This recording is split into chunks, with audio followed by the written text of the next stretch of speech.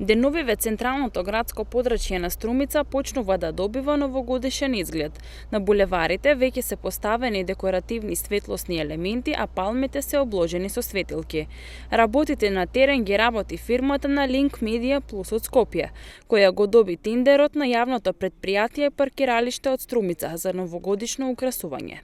Во интервју за телевизија ВИС, градоначалникот Костадинов изјави дека оваа година, за разлика од ланската, предвидено е украсување на општината во пресрет на божикните и новогодишните празници кои допрва ќе следуваат. Во најтешкиот период на економска, енергетска, здравствена криза, која што ја поминувавме лани, не беше редно да при такви ценовни шокови во однос на цената на електричната енергија, ние инвестираме во украсување на градот, но секако дека со сите проекти кои што во моментот ги реализираме и со сите иницијативи ние имаме веќе во однос на претходната година.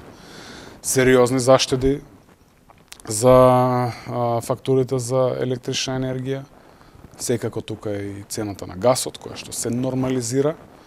И да, струмичанки и струмичани,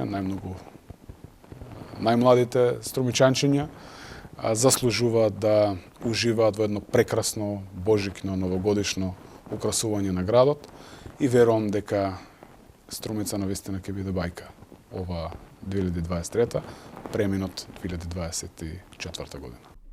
Според техничката спецификација на јавната набавка, во Струмица треба да бидат новогодишно украсени булеварите Ленинова и Маршал Тито, фонтаната, општинската зграда, паркот до собранието како и плоштадот, но и познатото струмичко корзо од собранието до големиот градски пазар.